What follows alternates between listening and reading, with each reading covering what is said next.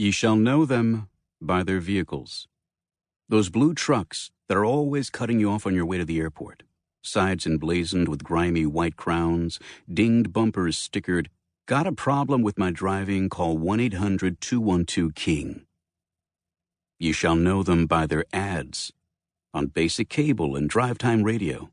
Those billboards that are always blocking the signs and making you miss the airport turn with their offers of free estimates over the phone and 100% money-back guarantees. Or maybe, like more than 180,000 other satisfied customers served in all 5 of the boroughs and 3 neighboring states since 1948, you know them as the courtly couriers, or the royal treatment pros, or the removalists with the regal touch, whom you've led into your home to move your most precious possessions to your new home, or else to one of their 6 24-hour security-monitored, climate-controlled storage facilities conveniently located throughout the New York metropolitan area. Or maybe whatever you know is wrong because you've just been reading their online reviews. King's Moving.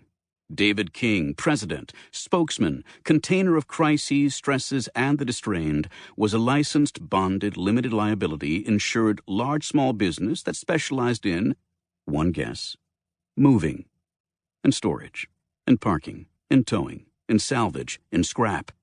Activities that demanded the blood sweat of plus-minus 40 full-time and 60 part-time employees, 50 vehicles, 3 lots, 5 garages, 6 24-hour security-monitored climate-controlled storage facilities conveniently located throughout the New York metropolitan area, not to mention a headquarters in Jersey City, hard by the piers. Above all, King's Moving was a family business. Family-owned, family-operated. Family, family, family. Take that into account, Your Honor. It was summer. Toward the weekend of a holiday week, moving day, last day of the month, first day of the month, followed by Independence Day.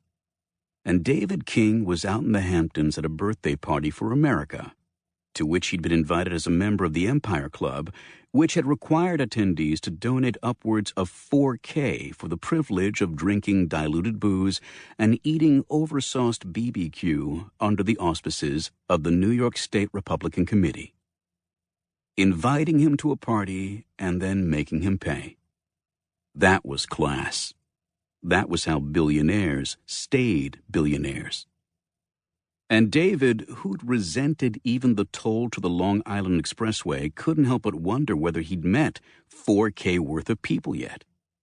He couldn't help valuating everything. The people, the property, the Victorianized manse shadowing the pool. His phone was vibrating again in his pocket. He canceled the call. He was working. He was working by attending a party at which he didn't know anyone, or knew only that he recognized names, faces, profiles. It was work having to restrain himself from mentioning mergers he'd only read about, acquisitions that weren't his, a celebrity stranger's divorce custody negotiations still ongoing, having to endure discussions of clean ocean and beach replenishment initiatives when all he wanted to know was, daughter or wife? When all he wanted to know was, does anyone know where our host is? It was work pretending he blended, he mixed, pretending he wasn't sweating and had a second residence of his own and was a Hamptons vet, and agreeing, yes, hasn't the Meadow Lane heliport gotten so crowded lately? And yes, isn't Ray from Elite Landscapers just the best? Because the fact remained that David had never been this far out on the island before, and not only couldn't he tell you which of the Hamptons he was in, he couldn't even tell you the number of Hamptons, or the differences between the Hamptons, or what made a Hampton singular to begin with. "Hope we're not keeping you," a lady said. David said, "Come again?" "You keep checking your phone." "I've got foreign business, never stops. It's already July 5th somewhere."